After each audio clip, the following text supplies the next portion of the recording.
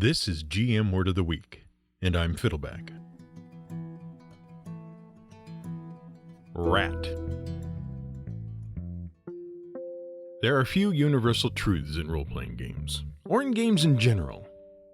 Oh sure, people will say things like never split the party, or however far you travel, there will always be exactly one random encounter. But those rules get broken all the time. However, there is one rule that comes as close to universal as possible in RPGs of the tabletop and video game varieties. The first adventure is always rats. It's enough of a truism that even jokes about it are now reaching their pimply-faced teenage years. For example, back in 2004, console and computer RPG The Bard's Tale used it as a particularly nasty joke. The titular character, the Bard, enters a tavern and attempts to impress a comely bar wench by ridding her basement of rats, as adventurers are supposed to do. But he quickly discovers that the rat is a giant fire-breathing super rat, and the tavern's patrons have endless fun sending adventurers to get beaten up by it. Now, The Bard's Tale by In Exile Entertainment, and published by Vivendi and Ubisoft, is a humorous tongue-in-cheek send-up of the electronic RPG genre, and the main character, the Bard, is a snarky, genre-savvy anti-hero. And it should not be confused with The Bard's Tale, a 1985 computer role-playing game designed and programmed by Michael Cranford, which is a much more straight-laced dungeon-crawling adventure. But it isn't a coincidence that the games share the same name. Well, technically, the 1985 one was called Tales of the Unknown, Volume 1, The Bard's Tale, but that's neither here nor there. It's no coincidence that the games share similar appellations. The 2004 Bard's Tale was meant to be a remake of the 1985 Bard's Tale, but In Exile couldn't secure the legal rights. Incidentally, if you're wondering whether the 2004 Bard's Tale is worth playing and you're not already sold on the idea of a spoof of every genre trope known to gamers, let us sweeten the deal by pointing out that it includes voice acting by Cary Elwes and Tony Jay.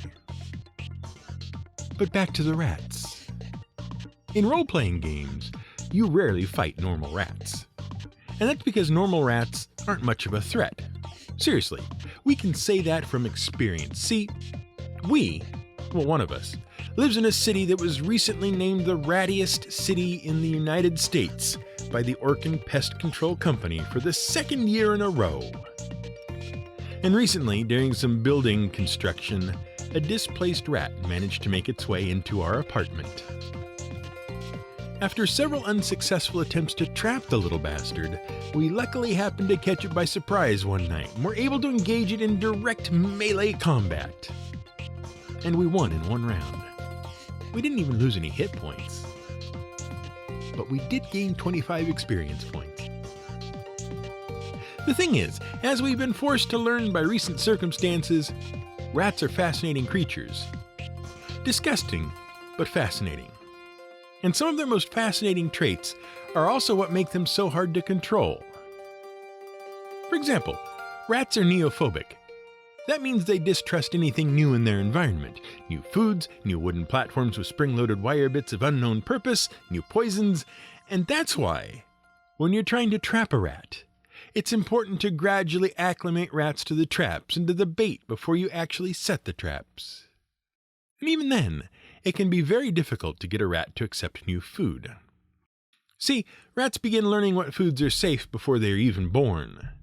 Fetal rats absorb odor-bearing particles across the placenta, and so they learn how their mother's food smells.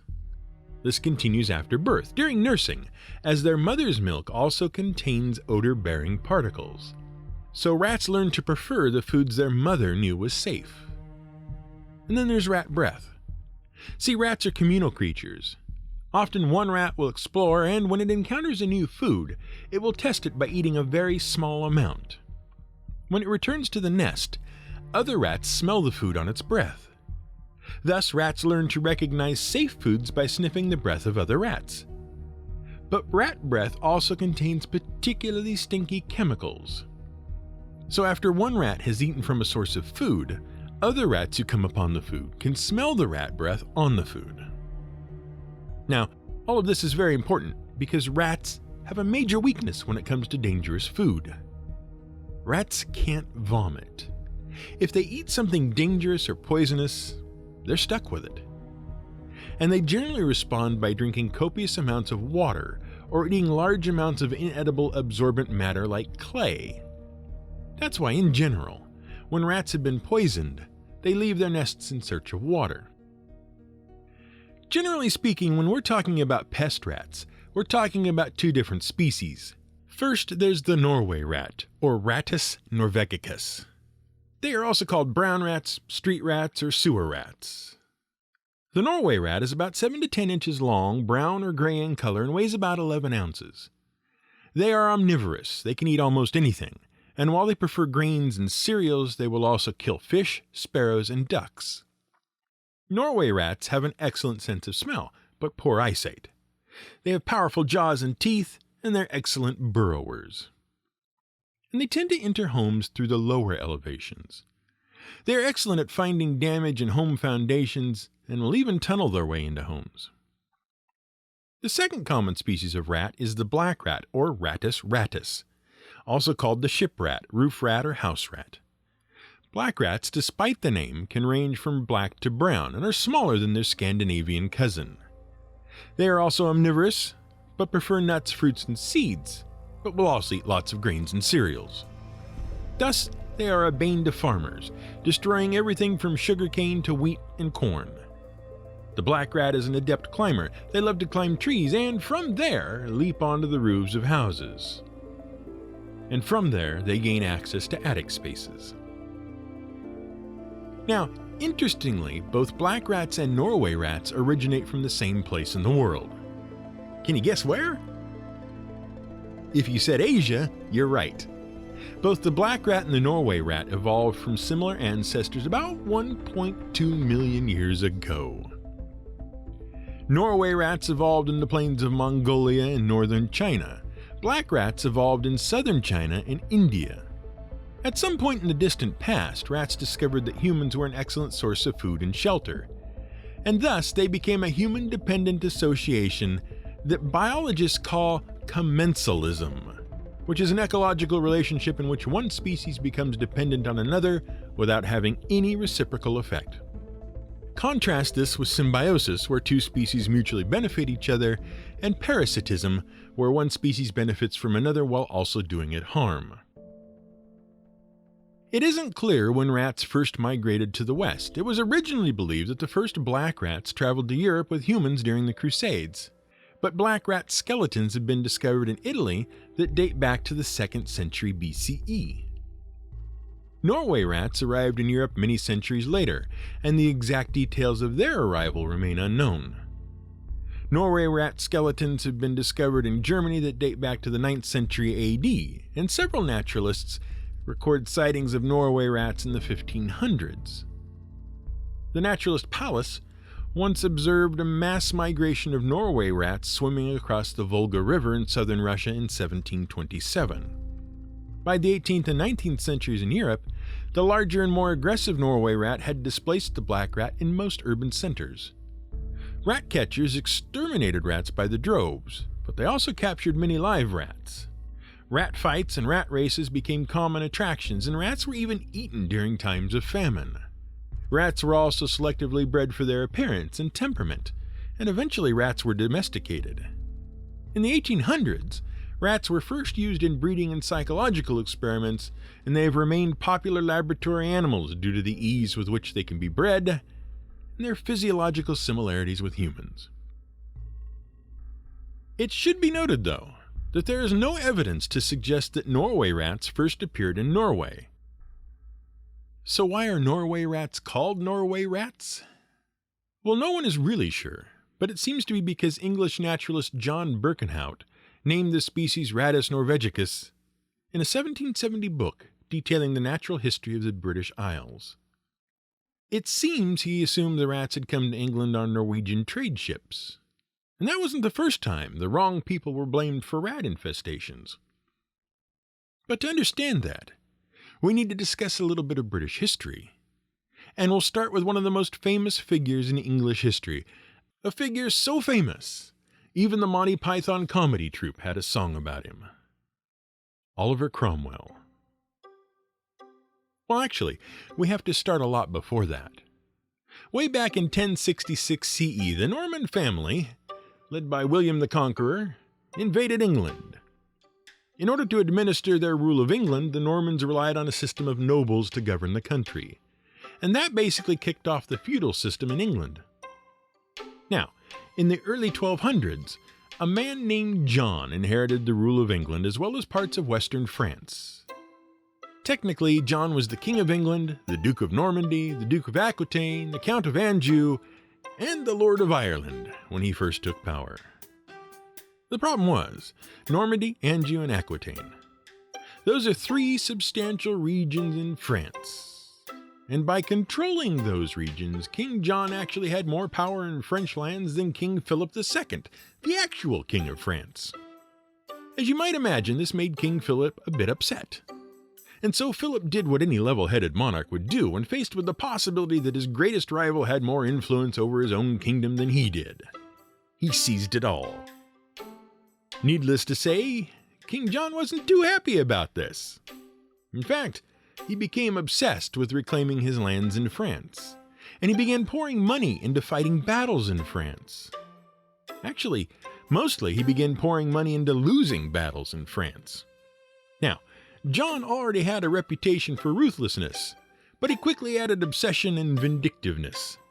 He raised taxes and made increasingly ridiculous demands of his barons and vassals. And they eventually got tired of it, and so they did what any level-headed barons would do. They formed an armed rebellion and forced the king to sign a document that basically said that no one, not even the king, is above the law. And if the king breaks the law, it's up to the rest of the government to take him to task. That document was called the Magna Carta, which was Latin for the Great Document. And John signed it. And then he convinced the Catholic Pope to declare the whole thing a worthless scrap of paper. And so the barons rebelled, and by the time King John died, England was under the control of Louis of France, who was the son of King Philip II.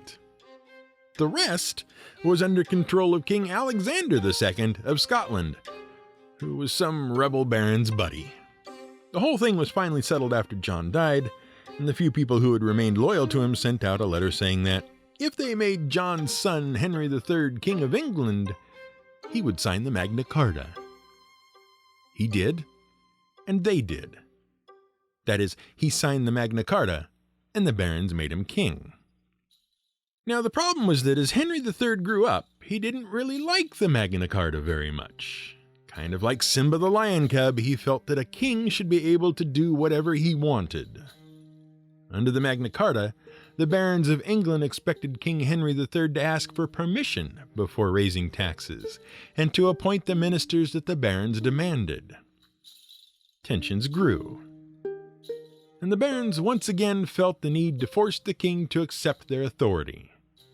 In 1258, the barons drafted a series of reforms and withheld taxes until King Henry agreed to them. England was facing a lot of problems at the time, including civil unrest and famine, and so King Henry acquiesced.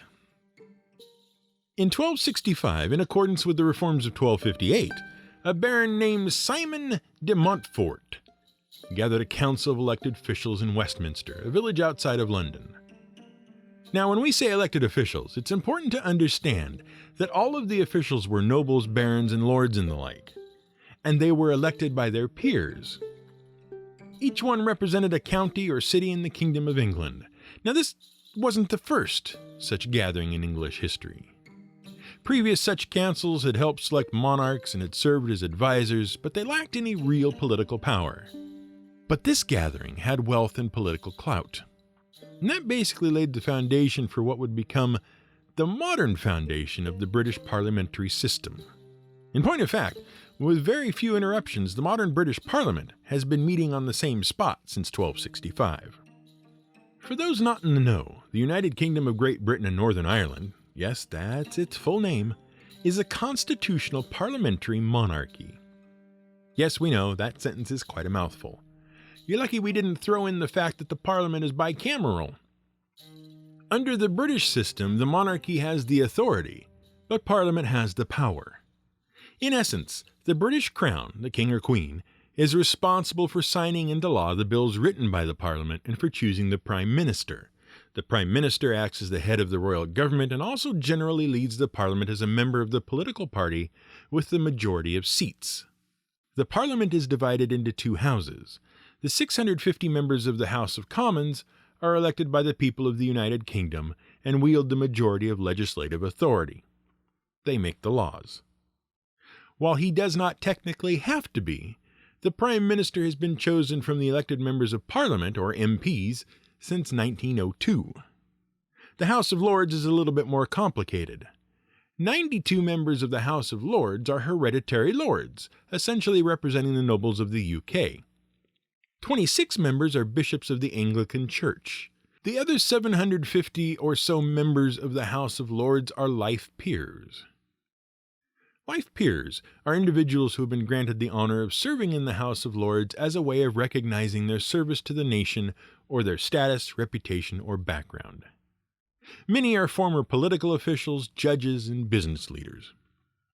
While the House of Lords generally cannot block the House of Commons from passing a law, they serve as a balance, reviewing the laws passed by the House of Commons, making amendments, and occasionally pushing bills back into the House of Commons for reconsideration. But we digress. Back to the story of Oliver Cromwell, the English Civil War, the Glorious Revolution, and the misnaming of Norway rats. Following the reforms of 1258, there were some growing pains. But ultimately things settled down and the system seemed to be working. Of course, there were some tensions between the monarchs of England and the Parliament, but that's to be expected. But things turned ugly again under the rule of King James VI of Scotland. What happened was this. Queen Elizabeth I of England died in 1603, and the only successor was James VI, the current King of Scotland. For the first time, the Scots and the English were ruled by the same king, even though they remained separate sovereign nations. Now, James VI had gotten used to the Scottish version of Parliament, which was fairly weak. But the English Parliament was much more assertive. James and his son Charles believed in the absolute authority of the king, which led James into a number of conflicts with Parliament during his rule, and ultimately, James ended up cutting the Parliament out of the government. Literally. He refused to call the Parliament to order, effectively suspending it. And this created some serious financial problems. Without Parliament, James could not collect taxes or raise income. And so James was growing increasingly broke. So the financial problems weighed on King James. But then a more pressing matter came up. See, James knew he didn't need much money if he never went to war with anyone. And toward that end, he had withdrawn England from the various conflicts that had grown out of the collapse of the Holy Roman Empire into a 30-year war known as the 30 Years' War. Now, James wanted to secure a lasting peace with one of England's greatest military rivals, Spain. And so he wanted his son Charles to marry Maria Anna of Spain. And so, to resolve these issues, James VI recalled the Parliament to discuss the issue. The Parliament was affronted on two fronts. First, the idea of an alliance with Spain was simply unthinkable. Most of England was still hostile towards Spain after its attempted naval invasion of the country. Second, Maria Anna was a Catholic, and the current sentiment in England was that they wanted nothing to do with Catholicism, especially seeing as how the conflict between Catholicism and Protestantism had set the whole European continent to war. In 1625, King James died, and his son Charles I ascended the throne. And he had grown bitter towards the Parliament after watching his father's struggles. Over the next few years, hostilities grew as King Charles attempted to dissolve the Parliament, and he also struggled to raise money without it. Then, in 1640, King Charles clashed with the Scots over religious traditions, and the Scots were so enraged that they invaded England. Charles had no choice but to recall Parliament. The Parliament agreed to finance the war, but they demanded heavy concessions from Charles. Charles, embittered, led 300 soldiers to arrest his 5 biggest detractors on the Parliament. And even he realized that that was one step too far. Shortly thereafter, Charles fled to Oxford and began raising an army. Civil war was inevitable. And now enters Cromwell, Lord Protector of England, and his ward Swan in 1599 and 1658 September. Feel free to sing along if you know this song. Cromwell was a member of Parliament when the English Civil War broke out, and when it did, he helped organize and command Parliament's own military force, the New Model Army. Cromwell was a born organizer and leader, and the New Model Army reflected his vision of a centrally directed, centrally funded, professional, and virtuous army. And he always rode at the head of his cavalry. And they won. Repeatedly. Eventually, King Charles was forced to surrender, and Cromwell had him executed for treason. Cromwell became the military leader of England, and through military conquest he also became the ruler of Ireland and Scotland. But his republic, for he was no king and never wanted to be, his republic was short-lived. Thanks to his execution of King Charles, and because he was a devout Puritan, his rule was divisive. He instituted blue laws, outlawing blasphemy, cursing, and drunkenness, and he rejected the idea of democratic rule. As rebellions against Cromwell became more common, he was forced to place parts of England and Wales under military rule. By the time he died in 1658, on the anniversary of his greatest victories against the Scots at Dunbar and Worcester, plans were already underway to restore the monarchy of England. In 1660, Charles II, son of Charles I, claimed the throne, and shortly thereafter Charles' brother, James II, succeeded him. James II was a staunch Roman Catholic, and he, like his father before him, tried to circumvent Parliament, and when that didn't work, he attempted to fill Parliament with members loyal to him. He instituted policies favoring Catholicism over the Church of England, the Anglican Church, and he expanded the military, all of which made him terribly unpopular. And so it was that the people of England called on James's own daughter Anne and her husband, Prince William of Orange, to depose James and claim the throne. And they did so. With no allies left, even in his own family, James II fled to France and was effectively deposed. This became known as the Glorious Revolution, aka the Bloodless Revolution. But Parliament wanted to make sure that nothing like this could ever happen again. With William and Anne's blessing, they drafted a new document called the Declaration of Rights, and it became a proper law, the Act of Settlement. Effectively, it firmly defined the powers of the Crown of England vis-à-vis the Parliament, made it illegal for an English monarch to maintain a standing army in a time of peace, and, most importantly, made it illegal for Roman Catholics, or anyone married to a Roman Catholic, to ascend to the throne of England. And that's why, in 1714, when Queen Anne died childless, there was literally no one to take over the throne. Anne's family, the Stuarts, were predominantly Catholic. All of the various people in line for the throne were disqualified, down to the 52nd successor, a minor German noble named George Hanover. And thus King George I began the rule of the House of Hanover. And the house continued to rule England until, in 1917, the outbreak of World War I led to a major anti-German sentiment. That's when King George V dropped the German name Hanover and changed the name to the House of Windsor. Now, under the rule of the Hanovers, England became prosperous and powerful. In fact, it grew to be a major military and economic superpower. But when George I first took power, and was then succeeded by George II, they weren't very popular at all. They were seen as foreigners, outsiders. And there was a great deal of anti-Hanover sentiment. And round about the same time that the Hanovers claimed the English throne, infestations of brown rats began to appear in the British Isles. First in Ireland in 1722, and then in England in 1730. And so, because people were in the habit of blaming all of their problems on the Hanovers, they were nicknamed Hanover Rats and considered just another foreign invader. And by the way, that rule about how no Roman Catholics were allowed to sit on the throne of England, it was, of course, repealed by the Succession to the Crown Act in 2013. This has been GM Word of the Week.